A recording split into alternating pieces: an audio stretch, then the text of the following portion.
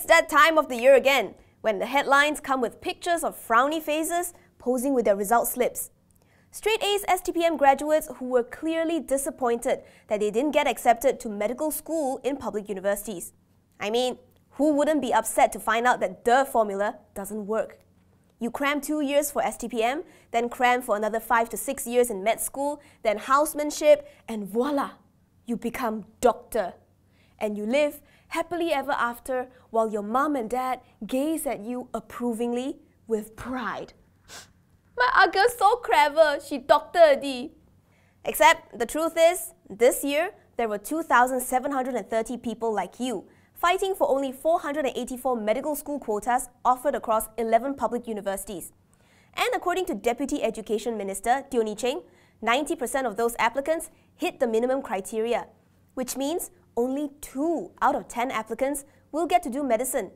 Therefore, we have a lot of frowny faces to console.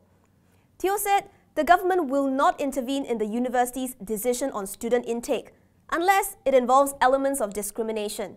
She also said that cost is a big consideration before deciding on whether to increase the quota for medical schools, because the government subsidized 96% of the cost of these courses.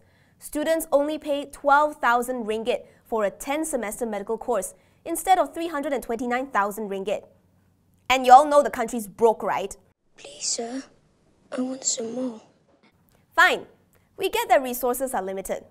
But what's really muddling the situation now is that the general consensus is that there are just too many doctors in Malaysia because there's not enough jobs, meaning there's no market demand, and so no need for more placements. The way I see it, it's not that we have too many doctors. Just ask any medical officer in our public hospitals. The workload is said to be pretty crazy. And the patient load at these government facilities mean that waiting times can average more than 3 hours. Heck, don't take my word for it.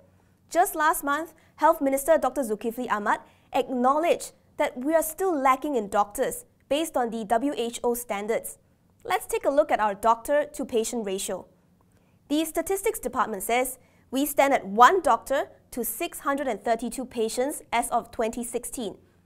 That's not very different from 2013 due to a 5-year freeze imposed in 2011, meaning no increase in intake and no new medical degree courses in public universities. The same moratorium was then extended for another 5 years from 2016 till 2021. Meanwhile, our health ministry targets to hit 1 doctor to 400 patients by the year 2020. That's 16 months away. Great. Plus, Dr. Zulkifli says there are errant contractors who failed to complete their projects to build hospitals and medical facilities, which means not enough hospital beds. We are supposed to see a ratio of 2.2 beds per 1,000 patients, but we are only at 1.9. The issue is, our existing public hospitals simply do not have the capacity to provide housemanship or jobs for all our medical graduates.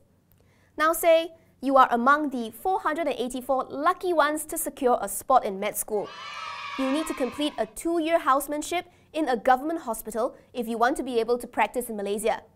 That, dear doctor wannabes and parents of would-be lifesavers, is where the bottleneck starts. Ideally, 1 specialist should supervise 5 housemen, and each houseman should be responsible for 14 hospital beds, depending on their discipline. But the undercapacity in our healthcare means each specialist is now reportedly handling 4 times as many housemen. Each houseman only has the chance to look after less than 3 patients daily. And the moratorium I mentioned earlier, it caused a ripple effect, which disrupted our rate of producing specialists. Now here we are, year 2018, moaning about shortage of specialists. We have too many people waiting to become doctors and not enough doctors, both at the same time. The worst thing is, according to the Health Ministry, we produce 1,000 specialist doctors each year, but more than 150 of them quit their jobs annually, because it's hard to stay when the job calls for 13-hour shifts without decent pay. Aha! What about operating your own clinic? Sorry, 500 private clinics run by GPs closed down from 2014 to 2016 due to poor business and high operating costs. And because it's just cheaper for patients to go to a government hospital or clinic. So how? Still want to be doctor, ah? Look, don't get me wrong, it is a noble profession and a great way to serve the country. But go in with your eyes wide open, assess the risk, and make sure there's a plan B. Because for decades, our healthcare system operated with these structural flaws, and the new government is not going to be able to resolve it overnight, which means that Asian parents could soon change their preferred career choice to something else, like, I don't know, pharmacist? No, wait. Those guys can't get placement either. Just saying.